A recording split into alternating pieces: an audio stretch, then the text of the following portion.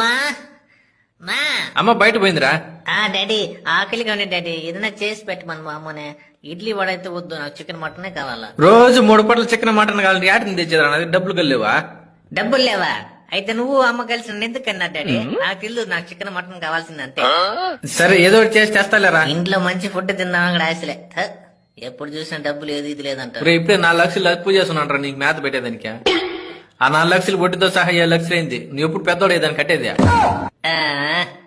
అప్పు అంతా ఇప్పుడు ఏం కట్టలేం కానీ పోయి సంత పోయి చేపలు తీసుకుంటారు తినాలి, ఆకలిగా ఉంది. సరేలేరా, ఈసారి నా బండి నమ్మేస్తా, ఒక 4 రోజులు కానీ వస్తుంది ఖర్చులకి. సరే థ్యాంక్ యూ. నేను గేమ్ ఆడుకుంటా ఉంటా, బిన్నే వచ్చే గేమ్ లోపల నాకు చికెన్ మటన్ ఫిష్ అన్ని చేసి పెట్టాలా, లేకపోతే నా ఆకలికి నవల కాదు. చెప్తాను గుర్తుపెట్టుకోండి. చిన్నప్పుడు మీరే కదా నాకు తినిపించింది బాగా, ఇప్పుడు అదే ఆకలి కంటిన్యూ అయిపోయింది.